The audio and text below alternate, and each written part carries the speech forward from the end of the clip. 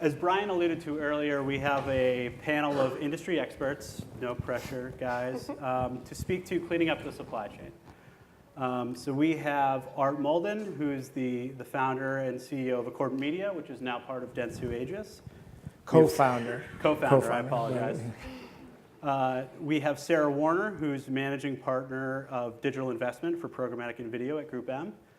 And then we have Will Luttrell, who is the CEO and founder of AminoPay. Will, can you quickly tell us what Amino is? Amino is the first of its kind transparency and payments platform, giving full auditability and transparency throughout the media supply chain. Great. I knew I was going to mess that up, so I thought I'd kick it to you. So this weekend, I was at mile 11 watching friends run the marathon and started thinking about this panel and what we were going to talk about. And I want to get your perspective, Art, on where we are in this marathon, where we are in the 26.2 miles of creating a robust and transparent marketplace, fulfilling the promise of programmatic. Yeah, well, it's hard to say if we're going 26 miles in this, or is this an No, let's not do that. We're not going to do any division here. Okay. So we're just like, yeah, you just give us your... But look, I'd say, we're firmly in an era of people-based marketing. And over the last 10 years, it's been amazingly exciting to see this industry and our ecosystem come together the way it has. I think it's important to remember that, what we're passionate about is making marketing work better for marketers. And as digital media has created a fragmented ecosystem, the consumer, ingests media in fragmented ways, we try to help marketers, reach and engage audiences in those fragmented environments. And so, the evolution of data capabilities, technology has really created, this era where 10 years ago we were started with, RTB display and the ability to cherry pick audiences. And so to get to where we are today, marketers really recognize that it makes a lot more sense to reach their targeted audiences in very specialized ways and not have to pay to reach audiences that they aren't interested in. Got it. So would you say that would you say we're still, in the early leg of the race in that we've kind of understood and harnessed the power of the technology, but we haven't yet fulfilled the promise of just like the symbiosis between advertiser and publisher? It's early stages. Like we've gotten, kind of like our legs under us now. We've gotten through the initial stages of getting the piping to work, and we're now in a very vibrant marketplace where the demand is all in, the supply side is all in. It's a vibrant marketplace, and we're recognizing that participants have different levels of sophistication and success as a result of that. But then also, because it's been so successful and there's a lot of dollars here, we've got the fraudsters as well. And so it's a sophisticated but complicated marketplace to navigate. So Sarah, to Art's point about the level of sophistication and analysis of being able to see into the supply chain and understand where dollars are going. You've done an evaluation of SSPs. Can you kind of speak to what you've seen that surprised you, or what was kind of the most egregious, I guess, thing that you've seen? I think we took it upon ourselves to do controlled testing because we felt we had to. We felt we had a lack of control and visibility into this kind of sophisticated but complicated marketplace. In terms of what we found, mixed results and troubling results in places. And so that's where this objective analysis will drive us to make decisions to effectively consolidate in clean, transparent exchanges. And in terms of egregious things, I think it's just having conversations with publishers about previously buying them from 10 different exchanges when they have a relationship with 2, and seeing pre-roll at 5 when we know they're $35. And so where is this supply coming from? Is it even that publisher? Is it spoofed? Is it just arbitrage? A lot of things are happening, and we just lean on partners like AppNexus and our trade desk and our DSP partners to make sure we have the tools to see into that kind of risky ecosystem. Sure. So it sounds like you're seeing everything from just misrepresented domains to fees larger than you expected. Yeah. And then, Will, you founded Integral Ad Science, IAS, one of the first third-party verification providers. kind of going back to my first question about where we are in this marathon, what were some of the, the key lessons that you learned there in creating a third-party verification and trying to clean up the ecosystem versus what you're doing now at AminoPayments? Sure. So one thing to note is the continued growth of that verification space. And one thing to note is that the headlines keep on coming. So despite literally billions of dollars of market capital being created around companies that are dedicated to fighting fraud and increasing viewability, et cetera, you still have stories like Business Insider, I think the latest one, where they went out and bought 10 million ad units that weren't theirs in 15 minutes. And Financial Times before that did a similar test, et cetera, et cetera. It harkens back to when I first was exposed to fraud at IAS. We were running a report, and it showed one of our top advertisers was showing up on a pornography site. Well, that shouldn't have been possible.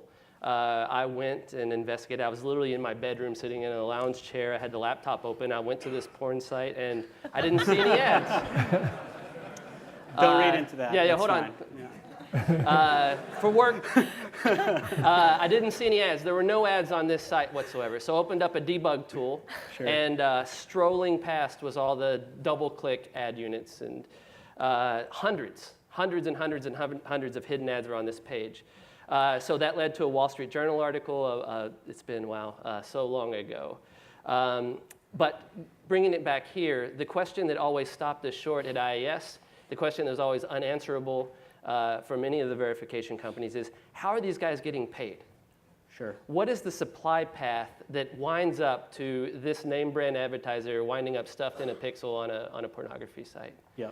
And so that's the goal of Amino, is to illuminate that supply path, allow the marketers and the buying intermediaries to take control of that supply chain, because ultimately that's the final answer, is to illuminate the supply path. Sure. So you think ultimately it's just incentives based? Is this person getting paid or not, and can it be tracked? 100%. Yeah. No matter what we do as an industry, until ultimately the marketers are able to see where their budget is going, there's always an incentive to buy $5 pre-roll from the New York Times. If it's there, you're going to bid on it because that's awesome. Right. Unfortunately, it's not true. Just like I can buy a Louis Vuitton knockoff handbag Right. in Chinatown right now. Sure. Yeah. And I guess, going back to the marathon analogy, and I think everyone in this audience has an interest in programmatic growing. If you're reading the headlines right now, there is a lot of mistrust, and I think that each of you are playing your part in re-sowing trust. Does ads.txt solve this? Does ads.txt solve this, or is it an incremental step? Yeah, I'd say it's an important incremental step. There's unfortunately no silver bullet. As Will was mentioning, I think an important area of focus needs to be the transaction space, following the dollars. And that's obviously why the fraudsters exist in our ecosystem. They're finding those dollars. So one point is making sure that we create systems and paths to be comfortably confident that those dollars are going where we expect them to. Right. The ads.txt is an important initiative out of the IAB Tech Lab. Sure. And it helps us identify those publishers who've created their authorized sellers from which we will only transact. So that's one important angle. And obviously, right now, is my understanding, about 40% of the, say, top 1,000 publishers have adopted ads.txt. So it's evolving. It's difficult to use it today to get full scale. Sure. And that's why we as an agency are pushing our publishers to really adopt ads.txt as quickly as possible. Our clients want it, Sure. and they believe that this is one step in seeing much more transparency in the supply chain and where we provide our dollars. Got it. And Sarah, being at Group M and being a leading digital investment, when you're talking to publishers and from the the agency perspective, what's your take on ads.txt and where it puts us in trying to get to this market that is symbiotic for publishers? I and agree, it's a advertisers? step. It's not perfect. We see a lot of human error. We see a lot of publishers leaving certain partnerships out, maybe because they're afraid to show the full kimono of kind of the ad networks they've been working with for the past 10 years. And it's challenging for me because, one, the adoption is just getting there, but also different ad tech players are taking different stances as it relates to decisioning or just using ads.txt as a signal.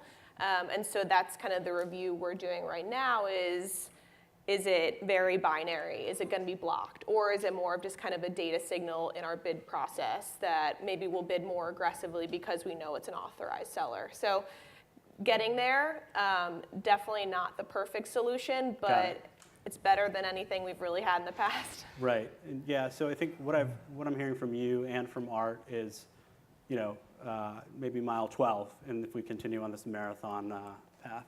But Will, obviously, you're a founder of a company trying to accomplish the same end in a different way. So I feel like you probably have a different take. Well, first off, I'll say if there's any publishers watching, adopt ads.txt. It's a very important initiative. So just first off, 40% is a great start, still way too low. And check your spelling. Yes, human error. Yes. Spell everything correctly in your ads.txt. So we at Amino love ads.txt, ads.text. We think that it is best and most powerful if combined with enforcement on the payment side. So a buyer who may be 2 or 3 hops away from an ads.txt entry should be able to enforce whether or not any of their dollars are going to someone who is or isn't obeying ads.txt. So if you're a publisher, this is going to ensure that demand dollars that are meant for you make it to you. And if you're a buyer, it's going to make sure that you're not winding up on any of the knockoff handbags out there instead of the real stuff. And this can happen in a fully transparent supply path, even if you're multiple hops away, so long as you can see all the way to the end. Right. Make sure that money doesn't move in non-compliant pathways. Right. Yeah, as a buyer, I want to be able to put $10 in and understand what will come out and understand that I'm buying what I thought I was buying. And I just don't think we're there yet, but we're getting there. Yeah, the numbers still, should end up adding up, right? Right. And I feel like that's and a very it's difficult often thing to do. a 50% difference. Right. Yeah. I mean, I think part of our, I was alluding to, the press. I think part of our problem is just the complexity that is in this industry, and not being able to get that clear visibility. Will, to your point about being able to make 50 cents plus 50 cents equal $1, where are you in your initial test? Where are you seeing money come out of the ecosystem or leak out of the ecosystem that you haven't expected or is a surprise to you? So, we've spent a lot of the morning talking in the other panels and on this panel talking about blatant fraud. Sure. Someone saying, hey, I've got some fresh New York Times here, come get it cheap. But that's really just one part of a much more complicated puzzle. What is also a challenge is it's kind of a hidden economy that is going on amongst the entire ecosystem in the form of hidden fees, interesting auction dynamics, and different forms of things that can basically only be called a kickback.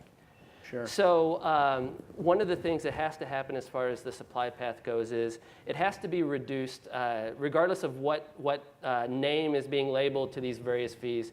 It has to be reduced to money in, money out, the take rate at each hop. And everyone needs to be able to see, the buyer specifically needs to be able to see that so that they can look at their supply path and say, this entity is taking 25 cents out of my ad dollar. Is the value that they're bringing, is that justified for that 25 cents? And then their partners are taking 10 cents, 50 cents, 20 cents. Are each of them justified to be in my supply path? Do I want them there? And then from the sell side, the transparency, it's not all just a buyer benefit. The sell side benefits from being able to make sure that the take rates from their own resellers, number one, that ads.txt is being enforced, But then also, if they negotiated a 80-20 rev share with a reseller, is it an actual 80-20 money in, money out, or is there some kind of non-disclosed fee in there that's not being made part of their fair share? Yeah. So whether it be a non-disclosed fee or whether it be just thinking you're buying New York Times video supply, and paying 90% less to it than you would, it sounds like really what is required is just that lens to be able to view everything. And we're not talking about judgment. Let's be very clear. We're not saying that a site is good or bad. We're not saying that a fee is justified or not. We're just showing what it is. And then it's the discussion. Everything's above table at that point. And then everyone can have a discussion about who deserves to be in that supply, and that's a conversation. And that's what we do as buyers on behalf of our marketers who have the budgets. It's our role to understand and be able to account for how the dollars are being spent and where they go. And as you said, it's not making judgments, it was making decisions on what is the right path for us, for our client at that moment.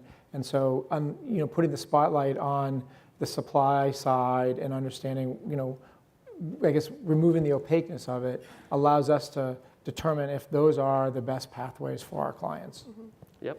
Got it. And Sarah, what is your framework for evaluating value, right? Mm-hmm. So there's fraud, there's no value in that. There's hidden fees, that's really not how business should be done. But where do you say this person takes 10%, mm-hmm. but that's our negotiated rate and we know they add this value?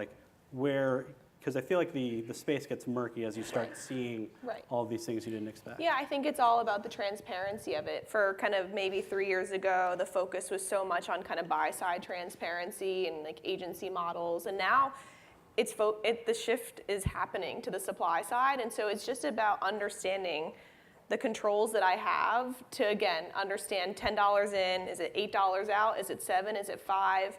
Maybe it was a tremendously kind of valuable service that was provided and they can justify that, but I haven't been able to understand that, and so that's where we've been doing all this analysis. Sure.